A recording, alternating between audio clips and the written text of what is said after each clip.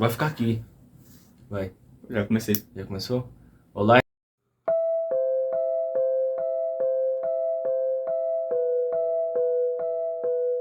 Olá, irmãos e irmãs em Cristo. Aqui quem vos fala sou eu, Geniel. É um prazer enorme estar aqui nesse vídeo. Olá, Geniel, prazer. O que você trouxe para nós hoje, meu jovem?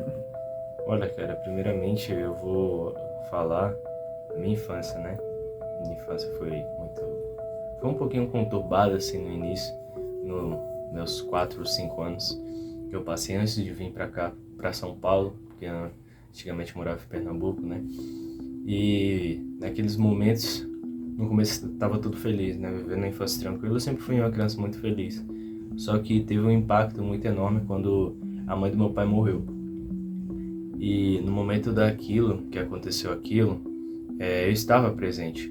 Eu tenho um sonho, eu não sei se é um sonho ou se isso realmente aconteceu, mas em que eu tava brincando com ela e ela falou as últimas palavras dela pra mim, que era tipo, vá brincar. Isso me impactou demais, porque eu tava lá brincando com ela tranquilamente e só do nada aconteceu aquilo. Eu já sabia que ela tava mal, ela morreu infelizmente de câncer, não tinha tratamento direito naquela época, o câncer também já estava nesse estado muito avançado. E depois daquilo eu não sabia mais como reagir, sabe? Foi em uns 4 anos eu tive uma experiência de como eu não sabia o que era a morte. E logo direto assim no começo da minha vida, sei lá, meio que me fez pensar muitas coisas. Eu acho que é por isso que até hoje em dia eu penso demais acerca da minha vida, assim. E Foi um impacto, não foi? foi impactante demais. E com isso, depois disso, até hoje me lembro de ver ela lá deitada no sofá, já morta, né? Infelizmente, porque iam pegar o corpo. Depois eu me lembro da minha família, no geral, indo pro cemitério. E eu tava sozinho lá no cemitério lá. Tava sozinho lá no cemitério e tava chovendo, inclusive. Aí um parente veio mesmo me pegar, né, no cemitério, que eu tava sozinho, uma criança de 4 anos sozinho no cemitério. Tem que tomar cuidado, né? E daí eu falei, pra onde que a vovó foi e tal, que não sei o que. Aí o cara falou, ela morreu. Aí eu, como assim morreu? O que que é morrer? Ela falou, ela não vai mais voltar. Até naquele momento eu nunca tinha entendido, mas depois de um tempo, eu parei para raciocinar acerca disso, né? Das coisas que me aconteceram. E eu acho que isso me impactou demais, porque como eu não sabia o que era morte, eu não sabia, tipo, ela não vai mais voltar, eu não sabia qual é o significado, acho que eu fiquei muito pensativo acerca disso. Acho que é por isso que até hoje eu sou muito pensativo. Mas isso me traz algumas lembranças, me traz algumas lembranças ruins, sabe? Porque foi um momento muito conturbado, assim, a gente depois disso, eu acho. Isso, quando eu tinha 5, 6 anos, por aí. Isso aconteceu quando eu tinha 4 para 5, né? Ou da morte da minha avó. Quando eu tinha 5 para 6, eu e minha família, meu pai, minha mãe, meu irmão, viemos para São Paulo. E daí foi outras histórias que aconteceram. Acho que no caso dos pensamentos, eles vêm me afetando até hoje, acredito. Mas é importante saber, né? Como que esses pensamentos surgiram. Eu acho que agora eu já dei um grande passo nisso, já avancei muito, principalmente porque eu estou em Cristo, meus irmãos. Também tem isso, né? E agora eu vou contar o que aconteceu depois de eu ter chegado aqui em São Paulo. Depois que eu ter chegado aqui em São Paulo, minha mãe, meu pai, minha mãe é muito evangélica. Meu pai, ele não era evangélico, ele era da parte católica. Daí já aconteceram muitas intrigas, né, familiares por conta de diferenças teológicas e tal. Mas minha mãe sempre tentou puxar meu pai para o verdadeiro evangelho, né? Pro evangelho de Cristo. E daí aconteceu que, infelizmente, os dois também separaram. Aconteceu um tempo, isso foi em 2018, se eu não me engano, 2017. Os dois acabaram se separando. E daí foi um momento também devastador, assim, que eu não sabia como reagir, tá? No caso, a sua primeira batalha, a sua grande primeira batalha foi como lidar com a morte. Foi. lá na sua infância. E depois, por causa dessa confusão teológica, né, que seu pai era católico e sua mãe era cristã porque os dois é cristão, Sim. mas no caso o seu pai era católico, sua mãe era evangélica, então teve essa briga teológica, o que resultou na separação. Eu creio que também tinha outras coisas Tinha outros por motivos, dentro, né? Tinha Não muitas, era só isso. Tinha muitas brigas que aconteciam de forma subjetiva que eu não conseguia ver, nem meu irmão. Acho que meu irmão conseguia mais perceber porque ele era mais velho, já não pensava tanto nisso. Eu só me lembro das vezes quando eu ia pro banheiro e tava lá minha mãe chorando, ou meu pai também. Mas eu não entendia por que tava chorando, pensava que tinha acontecido alguma coisa que eles iam me contar, mas ali eles já estavam conversando acerca de querer separar. Eles nem dormiam mais, tipo, junto, um dormia de um lado virado pro outro da cama, assim. Realmente tava complicado, eu não sabia, né, o que tava acontecendo lá. E daí teve essa parte muito impactante. Nossa, eu acho que foi uma das que mais me impactaram. Eu acho que foi o segundo acontecimento que mais me impactou, assim, na minha vida. O primeiro foi a morte, né? Eu tô contando os eventos mais traumáticos, né, que ocorreram. E daí desde aquele tempo, eu sempre tentei, eu sempre tentei achar algum motivo do porquê que aquilo estava acontecendo comigo. E infelizmente, minha mãe, depois quando ela veio pra cá, ela se afastou também. A gente ficou na igreja durante uns 2, 3 anos, só que depois, por causa do trabalho, enfim, a gente foi pro mundo, infelizmente. E daí a gente estava sem Cristo e também estava vivendo esses negócios. Então, a separação não foi justificada.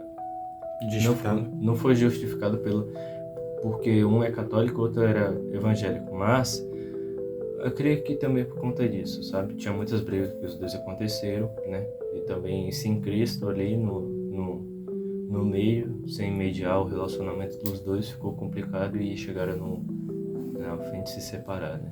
Pode ser um jogo desigual. Isso, o famoso jogo desigual, que é quando uma pessoa de uma religião se relaciona com outra de outra religião. Isso, e aí dá esses problemas.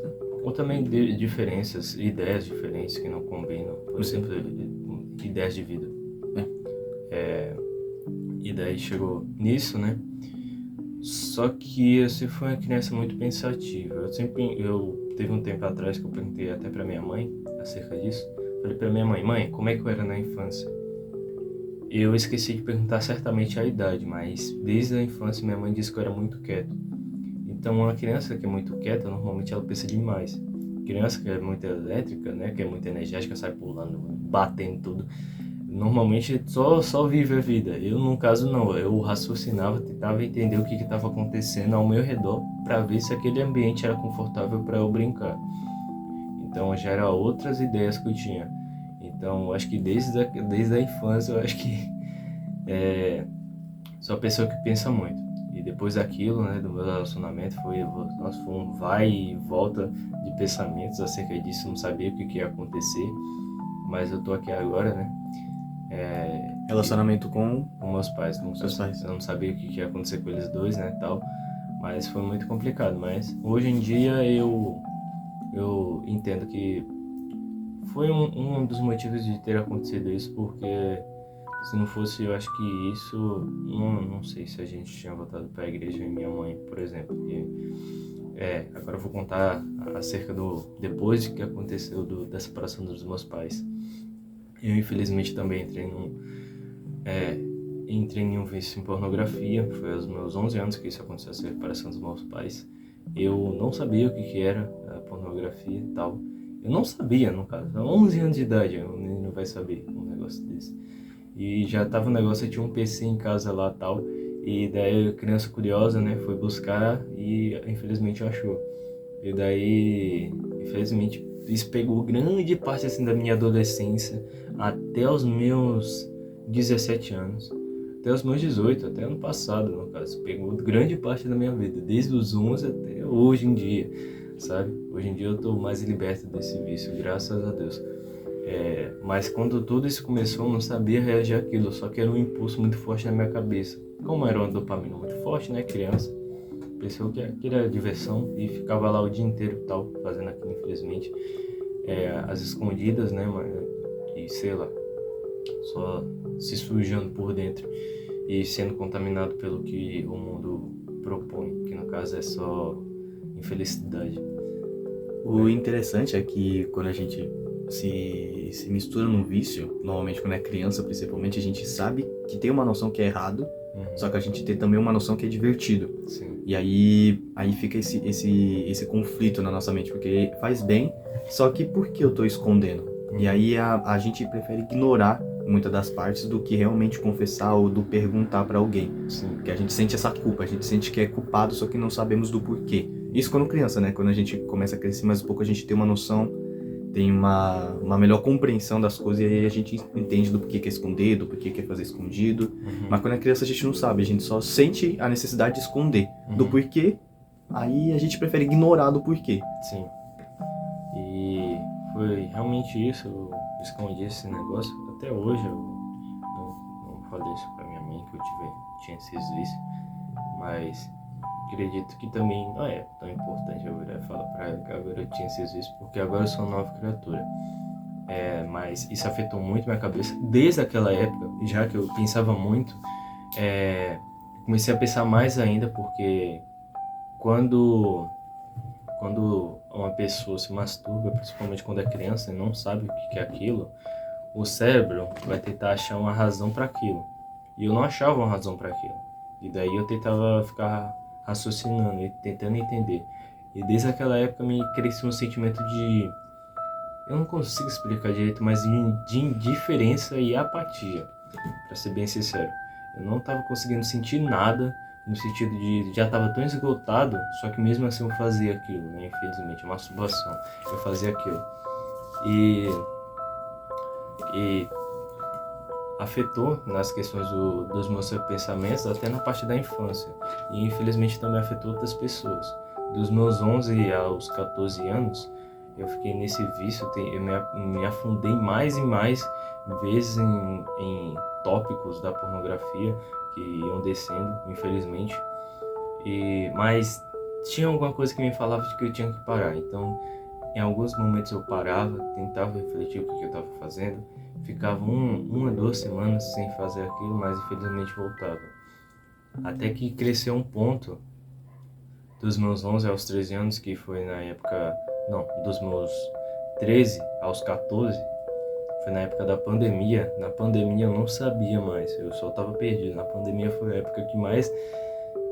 eu não sabia mais o que fazer, então meu cérebro falava, você não sabe o que fazer, vai fazer aquilo que tu já está acostumado. Então o que eu já estava acostumado? Masturbar. Então eu só, infelizmente, fazia aquilo, porque eu queria passar o tempo, né?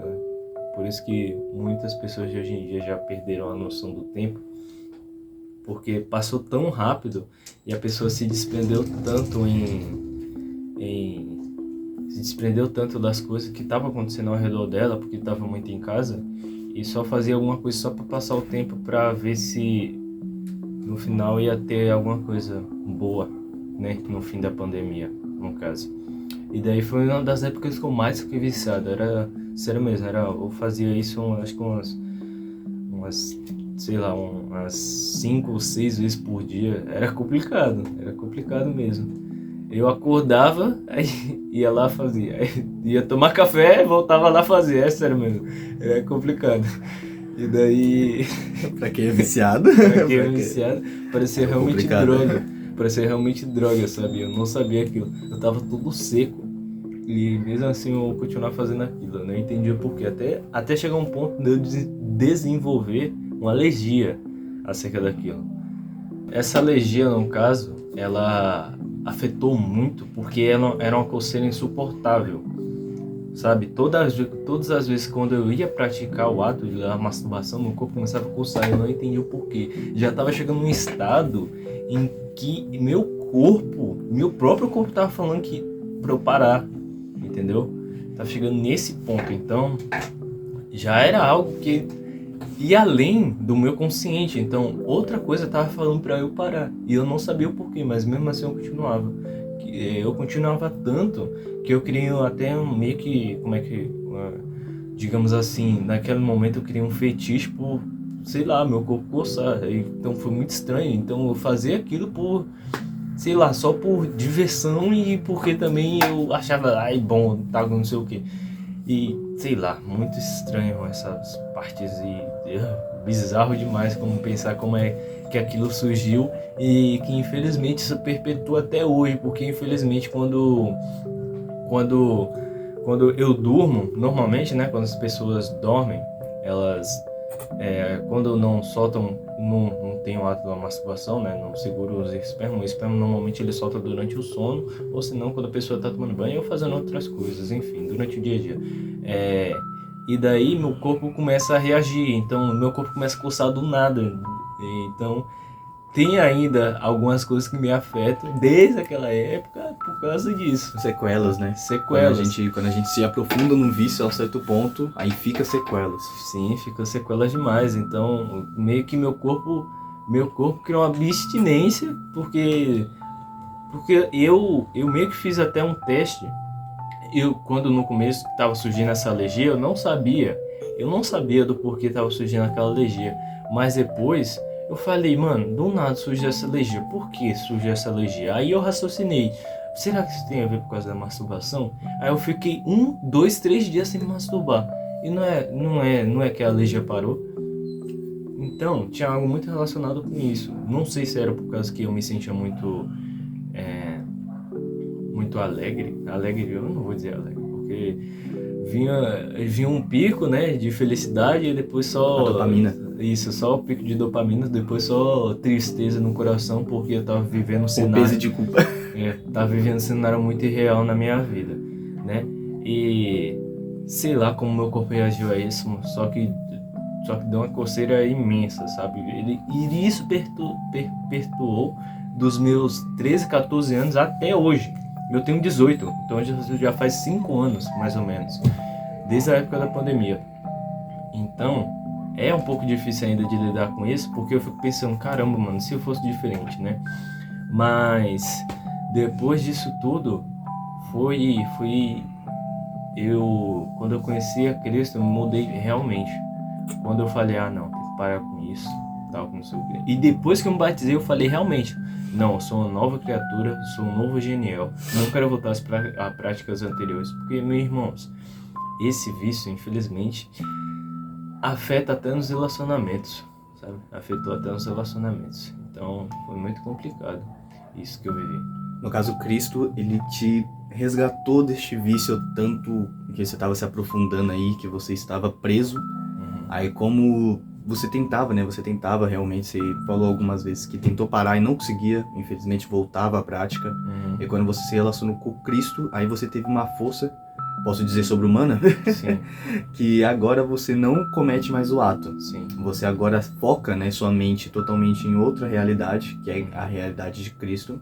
E como você falou mesmo, você se batizou, então você teve uma percepção nova. Você entendeu que é uma nova criatura e que você não pode mais praticar essas coisas, porque não convém mais. Não convém. E também não vai te deixar mais próximo da sua relação com Jesus. Então você abandonou esse seu vício, abandonou aquilo que o seu corpo gostava, que você gostava de uma certa maneira, para se relacionar melhor com Jesus Cristo, pelo seu amor com Jesus, podemos dizer. Isso. E daí sinceramente foi isso mesmo que aconteceu, porque quando eu já conhecia Jesus, né, na minha infância, só que teve aquela parte lá que eu contei que minha mãe se afastou, né, da igreja. E quando eu voltei, foi algo extraordinário, assim. Eu nunca pensei que eu ia sentir uma felicidade tão imensa na hora que eu tava lá agachado, tava prostrado no altar lá da minha igreja. Foi realmente um sentimento muito bom de eu estar entregando minha vida a Jesus, porque eu sabia que no final ia valer muito a pena. E tá valendo muito a pena. Depois disso tudo, minha vida deu um pico de felicidade. Às vezes vem alguns pensamentos, algumas coisas acerca do meu passado, mas isso não me convém mais, porque como acabei de dizer, né, como fui batizado, eu sou uma nova criatura.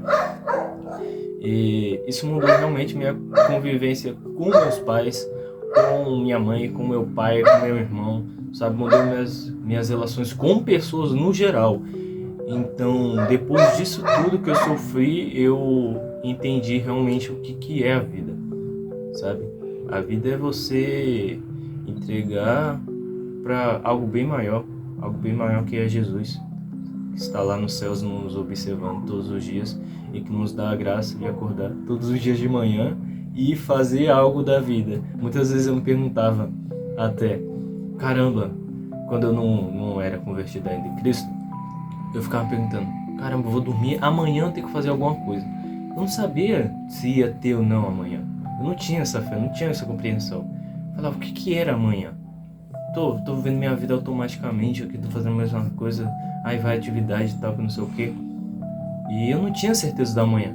Mas depois, quando eu conheci a Cristo, eu tinha certeza. Cada dia que eu tô vivendo aqui vale a pena. Tá junto pro meu crescimento. E você que tá no início, você que é irmão, ou vai se tornar irmão com Cristo, tem fé em Deus, e tá passando por esses momentos, continue. Jesus está te vendo. Ele nunca parou de me observar. E também os conselhos, você falar isso para amigos ou algum parente muito próximo seu, algum amigo muito próximo, ou até mesmo para pessoas da igreja que são seus irmãos muito próximos, que eles possam te auxiliar. Se você não consegue fazer isso e você sente que vão te julgar, você pode recorrer a essa ajuda. Não recuse a ajuda, irmãos. Não recuse a ajuda. E também ore. Não recuse a ajuda, porque a ajuda é um recurso natural do ser humano. É um recurso natural do ser humano e mostra que você tem controle. Você sabe que você não é forte o suficiente e que você precisa de um Salvador, que é Jesus, e de outra pessoa também te auxiliando para você controlar esse vício. Então, por exemplo, eu tinha entrado na terapia. A terapia ajudou bastante durante o momento, só que depois eu larguei, é por causa de coisa minha mesmo, mas ajudou bastante no início. E depois com Cristo, depois que eu me aprofundei mais nas escrituras, eu melhorei muito mais das coisas que se eu pecar não é o fim, irmãos. Se eu pecar não é o fim, entendeu? Eu tenho que ir lá, voltar, continuar vivo, lutando contra esses instintos, essas tentações que o ser humano, né? O ser humano tem desde da queda do homem, mas eu continuo firme e forte. Tem dias que vem trevas, mas outros dias vem o arco-íris, meus irmãos. Então, é isso que é a vida com Cristo. A vida com Cristo não é só felicidade. Não é só felicidade. Tem também tempos de trevas, mas Jesus sempre vai estar lá com você, te observando. Eita potência, glória a Jesus.